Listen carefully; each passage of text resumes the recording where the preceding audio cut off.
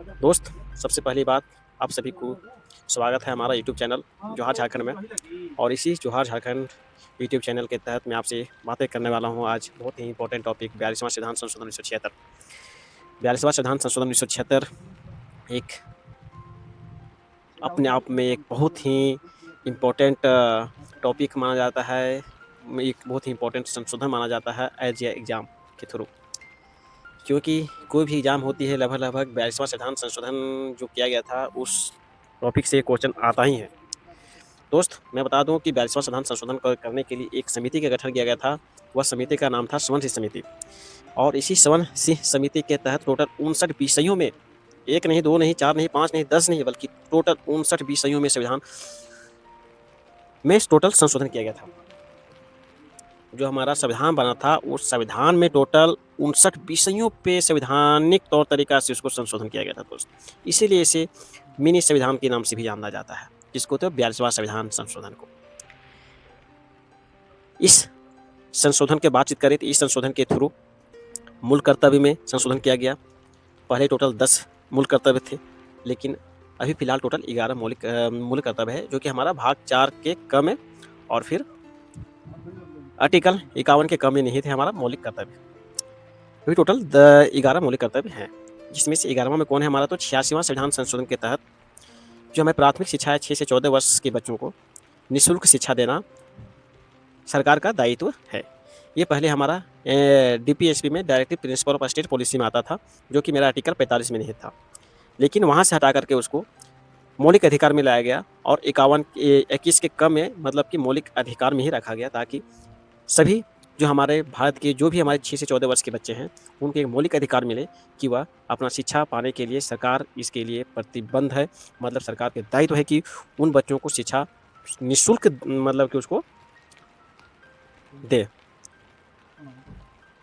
तो ये था हमारा मौलिक कर्तव्य, जो कि उसमें भी संशोधन किया गया था।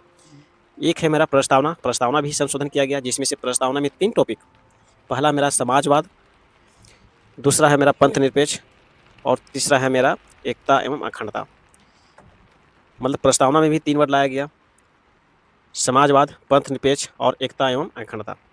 अब इसके बाद में और मैं आपको बता दूं, क्यों इंदिरा गांधी एक बहुत ही जटिल और एक बहुत ही कर्तव्यनिष्ठ और एक बहुत ही शानदार प्रधानमंत्री थी ही, लेकिन कुछ ऐसा करके चली गई 42वां संविधान संशोधन के तहत कि लोग उनको एक मतलब कि क्या इसको बोल सकते हैं, मतलब कि जनताओं से, मतलब जनता उनसे, लोग लगभग जनता उनसे नाखुश हो गई।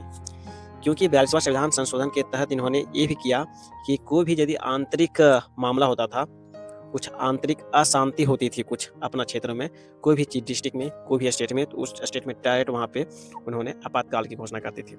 आपातकाल की घोषणा विदाउट मंत्रिमंडल की सहमति से, और खुद उनको लगता था कि यहाँ पे आंतरिक अशांति का संभावना हो रहा है या फिर आंतरिक अशांति है, तो डायरेक्ट उस क्षेत्र में आपातकाल की घोषणा मतलब आपातकाल लगा देती थी। और जहाँ आपातकाल लगता था समझो कि मेरा मौलिक अधिकार गया। टोटल 20-21 जो मेरा मौलिक अधिकार है, तो आर्टिकल 20 और आर्टिकल 21 को छोड़ करके सारा मौलिक अधिकार मेरा खत्म। तो ये हमारे लिए भी एक बहुत ही दयनीय स्थिति थी ऑन दिस सिचुएशन उस समय पे। और हमारे जो भी इसमें इन्होंने एक और ऐसा काम किया कि कोई भी यदि कानून बनाना है तो मंत्रिमंडल के सलाह पे, अभी जैसे बनता है कि कोई भी यदि कानून बनता है तो मंत्रिमंडल पहले सहमति देता है, वहाँ से पास होती है कोई भी विधेयक, तो वहाँ से विधेयक पास होने के बाद जाता है प्रधानमंत्री के पास, और प्रधानमंत्री पेश कहाँ करता है, राष्ट्रपति के पास, तब राष्ट्रपति वहाँ पे अपना मोहर मारते हैं और उसको लागू किया जाता है। लेकिन उन्होंने उस समय क्या की थी कि कोई भी यदि विधेयक बनाना है तो वह मंत्रिमंडल की सिफारिश पे, खाली उनके मंत्रिमंडल की सहमति होती थी और प्रधानमंत्री ही उस समय उस विधेयक को पारित कर देते थे। उसमें राष्ट्रपति का कोई हस्तक्षेप नहीं रहता था, उनका राष्ट्रपति के नाम मात्र जो भी उस समय भी जो अभी जो राष्ट्रपति को ताकत दिया गया है कि विधेयक बनाने के लिए अंतिम हस्ताक्षर राष्ट्रपति को होता है, लेकिन उस समय कुछ नहीं था, सारा का सारा खत्म कर दी थी। एक चीज और है कि इसमें न्यायालय हस्तक्षेप नहीं कर सकता था। यदि कोई भी काम कर रही हैं प्रधानमंत्री जी, कोई भी विधेयक पेश कर रही हैं, उसमें हमारा सुप्रीम कोर्ट कोई भी हस्तक्षेप नहीं कर सकता था, क्योंकि उनका भी ताकत इन्होंने छीन लिया था। सबसे बड़ी बात और मैं इसमें बात कहूँ आपको कि लोकसभा के सदस्य जो भी हैं उनकी कार्यकाल कितना होता है, तो टोटल 5 साल का भी है। और जिसमें हमारा संविधान बना था उस समय भी 5 साल था। लेकिन जैसे ही मेरा 42वां संविधान संशोधन किया गया था, तो उस समय कार्यकाल 5 साल से 6 साल कर दी गई थी। ये था उस समय। तो हम कह सकते हैं, हमको इन सभी तथ्यों से यही पता चलता है कि प्रधानमंत्री हमारे जो इंदिरा गांधी थी, उस समय किसी को देख रहे, मतलब सिर्फ अपना हिसाब से वो चल रही थी। क्या होगा फ्यूचर में और प्रेजेंट में उस समय, और जो हमारे देश के जनताएं हैं, उनको कैसा फील होगा, क्या उनको कठिनाई का सामना करना पड़ेगा, उनका कोई टेंशन उस समय नहीं था। तो अब आता है अगला मेरा इलेक्शन आता है, तो इलेक्शन में इसके बाद इनका बहुत ही निंदा किया जाता है अगला इलेक्शन में, और उस इलेक्शन में इनकी हार होती है, और फिर 1978 में बनता है किसका सरकार बनता है, तो मोरारजी देसाई का, जो जनता दल पार्टी की तरफ से थे।